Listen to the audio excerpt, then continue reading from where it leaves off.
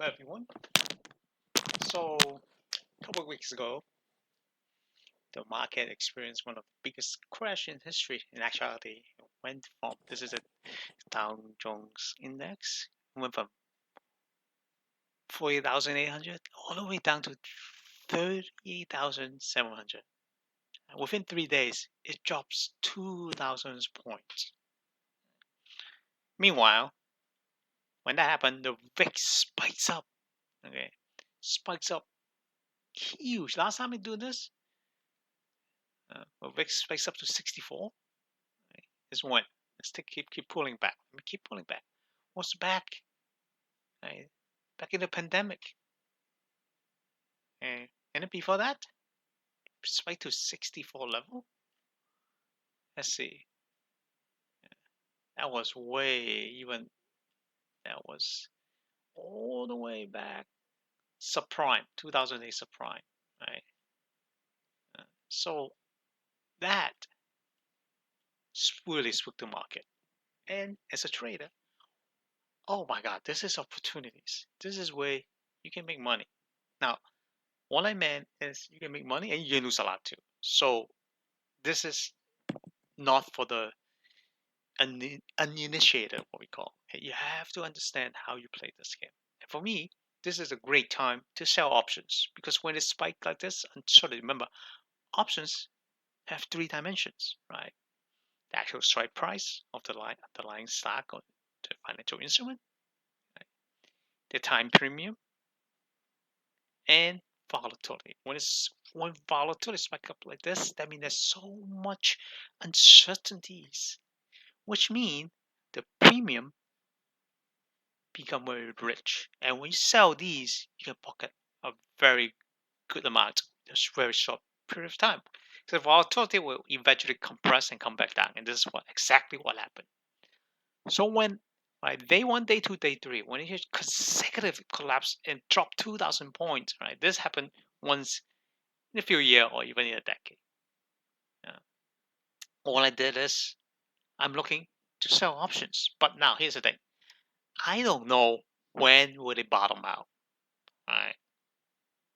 So I wait. I have to be patient because if you start selling here and then the next day drop more, the volatility continue to expand, you will lose a lot of money. Right? And then it's just consecutive 3 days. I don't know it's going to be in the fourth day, in the fifth days. So I wait for it to the bottom. Confirmation. Always look for confirmation first. From experience, I don't want to catch a falling knife, right? Because historically that's how I lost my shirt. Learn from experience, right? Learn through experience, and I know I will wait. So when the market bounced, is this a bottom? Likely. At least this is temporary first bottom, right? But then volatility will start to compress. So I wait for what? For the next fear. This big bar. This is where I say, okay, this is it. This is where the premium get rich again. People get scared again. Will it make a new low? Will it continue to collapse? This is where I sell the premium because if it goes through, okay, right, that means I'm wrong. I have to take the losses. So first of all, right, I want to define my risk. I want to limit my loss. This is why I pick Iron Condor, okay, instead of Strangle Straddle, which is unlimited losses. Right. First of all, I want to define risk trade and then limit my loss. I know exactly how much I will lose, and I will have to eat it up. That's fine.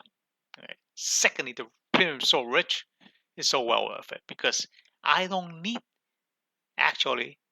All I need is the market to come down after I sell this option, this big bar. All I need is these little spot. The market, I don't care if it go up or down. It doesn't matter anymore. As long as it start coming down, slowing down, the volatility start to compress, and I will make money on the volatility aspect of selling these options. So I picked the Iron Condor strategy on IWM, which is this small cap 2000. I can do it across any of them. It just happened. It's on my screen. I'm like, okay, this makes sense. Look, right? These are potential bottoms. Right? Only this because I can draw a nice line and I can see right all the way back here. These are pretty good point that I will see support. And then I can always adjust my position. If I'm wrong, I can adjust or even just close out, take my losses. Right? And then let it come down again. When it drops to a new low, and then when it banks, and then another fear gauge comes in, break bar again, I will do another set of this. Right? By then, the premium was even more richer for me to sell. I will recover. And I always say I leg in. So this is only one position. I would do another one, two more. Right? I do a first positioning, second positioning, and then a final positioning. This is just a first leg. And I will get out if I need to, and then reposition myself again. Always building with a lot of options and flexibility for my trades. That's how I do this. It's not like, okay, I see this, one shot, and all in. Oh, no, don't do that. Okay, give yourself room to maneuver. Right, what if you're wrong? Then hey, take the small losses, hit again. Right, the premium will become even richer if you make new lows, and then repeat it again. I have 3 chances to do this. Already in such a short period of time, it dropped 2,000 points on the Dow Jones. I'm like, okay. Last time this was back in pandemic, and before that was 2008 subprime blowout. Right? So this is where I was glued to the screen, looking to sell premium, looking everywhere and find this trade. And I'm like, okay, since there's so much uncertainties, that's why the premium is so rich. I want to define risk trade. And so I do Iron Condor. Right. So the Iron Condor, in essence, is very clearly presented in this profit and loss graph. As long as the strike price stay within this area, I pick up the premium. Over time, I pick up premium. Volatility compress, I pick up premium. There's 3 ways I can win already. And of course, you can say there's 3 ways I can lose also, but then it goes back to probability, right? And on a previous presentation, I have talked about how you increase, right, decrease, and manage to trade, increase your probability of winning. Right? So, but this one, right, I think I kind of go, and within what, 1, 2, 3, 4, 5 days, I closed out. Okay, I make a 25% return on this, okay, of the maximum possible profit, or I would say 18% return on the risk capital. This is okay. I was selling all these technicality delta, right, on one side, the other side, right, 25-18, 27-18. Delta is my probability of winning or losing. I have 25% of losing on one side and 25% losing the other leg. And my risk reward is I can, if I hold this till expiration. Okay, I sold September 24, I can do. I can gain this much, $280 on each contract. I sell 10 contract, that's 2,000. I sell 100 contract, okay, that's 20,000. Sky's the limit. These things are so much liquidity. You can sell thousands of contract and make millions if you can afford the risk, right? So each contract can stand to make this much and lose 292. That's my maximum loss. The most I will lose. That is if I held to expiration too, right? But guess what? All the research indicated I will manage this early as soon as it's certain profit target. For this chance, just this play, 25% I'm out in 5 days. I don't have to wait. Like this was open on Wednesday, August 7th. So I have to hold this for more than a month and a half, right? 45 days. Usually this is the sweet spot when you sell options. Okay, I'm not going to hold till the end. In 5 days, I can make 25%. Hey, I take that. And exactly this is what happened. In my mind, I understand, I know the probability, I understand the mechanic, I have experience in the market, and when these things happen, is dropping money in my legs. Okay. That's why I say they just throw money on me. This is what that exactly that. In 5 days, I make a 25% return on maximum, or you can say 20% on my risk. Okay. All right, so I make $40. Great, perfect. All right, I'm out. Okay. Even I continue to hold for another 1 more week. Right? I make a little bit more, and it's still within the green area, within my wings. But here's the thing. How wide should I set this wing? That's very important, because if I set it too narrow, I might pick up more premium, but I will start losing money when I go outside, right? So this I also want to talk about how wide do you set your iron condor. So again, the study is using 15 years of data, okay, actual data. Right? Iron condor with optimization. How wide? How wide? Right? Instead of doing a strangle, right, which is a unlimited loss, you may pick up a little bit more, but it's limited loss. In this situation, there's so much uncertainties. I will use defined risk trade. So I use iron condor. Just use right? So I limited my loss. Right? You can see this flatten out. Sign itself keep going down when I sell and try to pick up the premium. Right? Now this study again is using Spider. Right? 45 days till expiration. Exactly, that's the type of contract I sold, and use 2005 data to present actual trading data. Okay?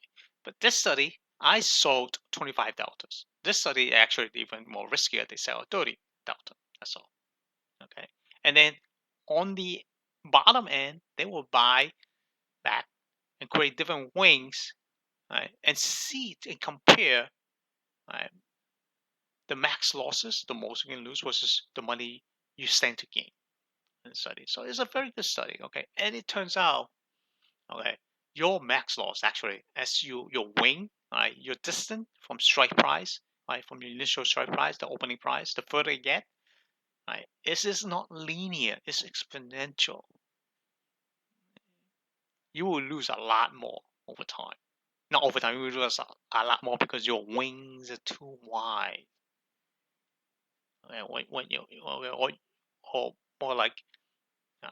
So the question becomes, how wide do you want to separate, right, right, this area, right? How wide is this whole green area, right, from this to this? After green, this is where you start losing money, right?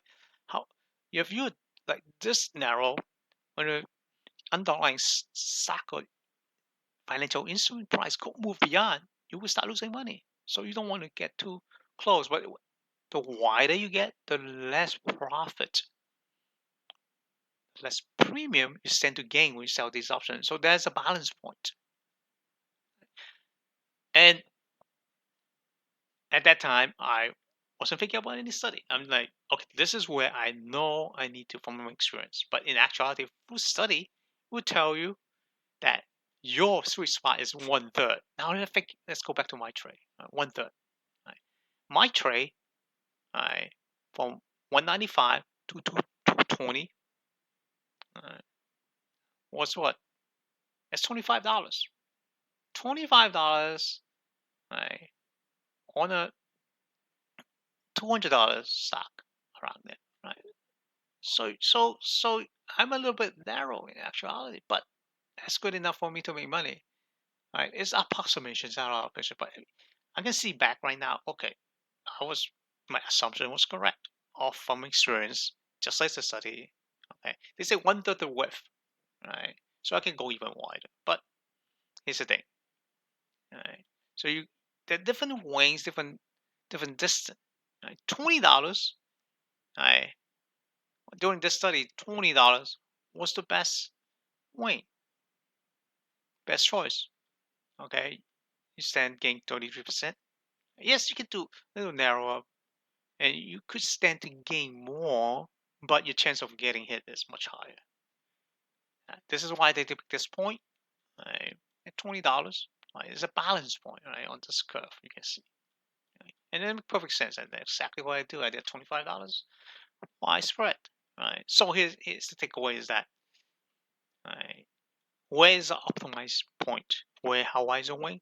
Around 1/3, 1/4. That's always been the case. In this study, it turns out to be 1/3, right, of the underlying. Right?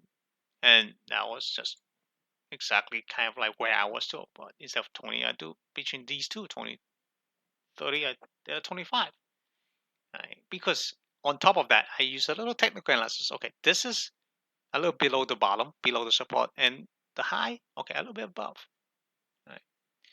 Um, I did consider what we call a dynamic handle, where skew I might put it higher, but the premium is a lot less. If I put the core side, core wings, all right, this side, widen it out even more. So I say that's good. I don't need to do that. Do I want to do down here? That's a little narrow in event is a V-shaped recovery.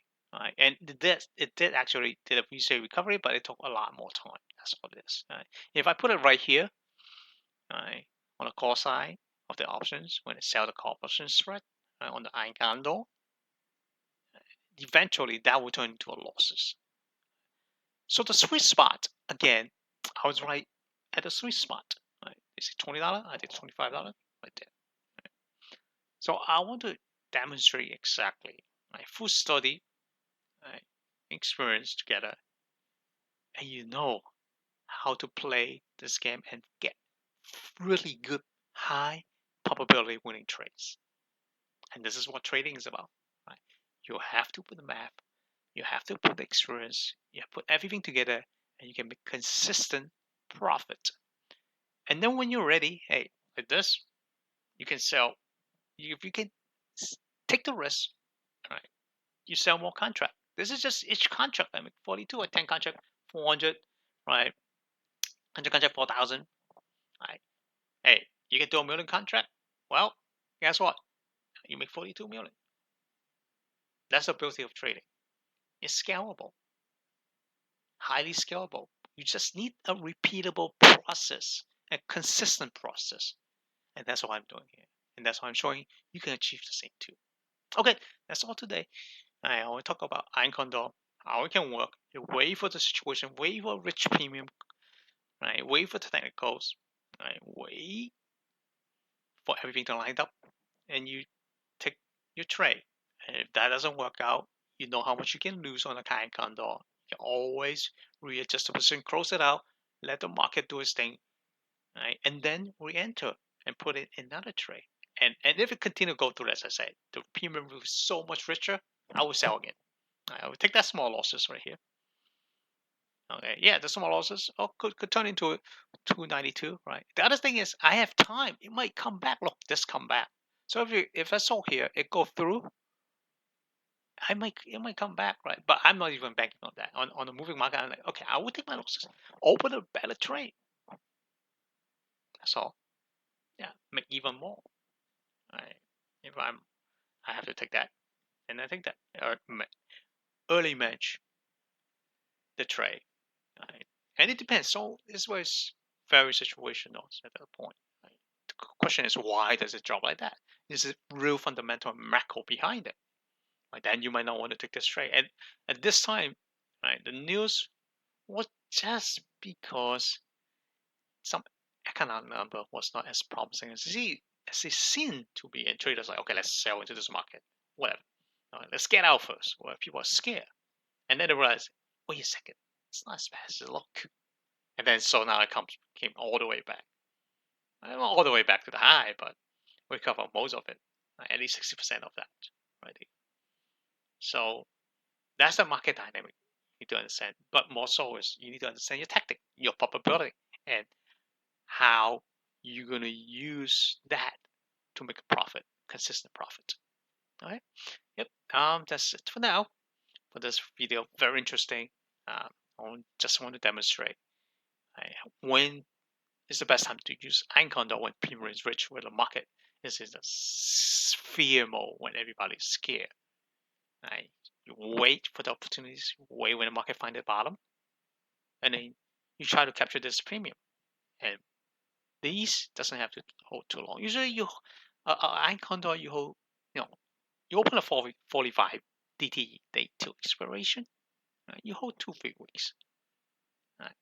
This, right? 1 2 3 4 days, 5 days from the day I open, I'm out. Right? As soon as volatility comes back down, compress, I am going to gain. Right? Because I sold this volatility, I sold at these level. Okay, and then when it go again, I see this. Right? I sold at these level. It's very hard to capture this. This is like I saw it this red bar. Okay, this red bar, and then it's gonna come back down when people say, "Oh, it's not as bad." We have overreact. Market overreacts all the time. Okay, but I don't want to be catching the falling knife. I don't want to define and make a guess. I don't make prediction. I only see confirmations and I add on that. Right? So and then it continue to compress.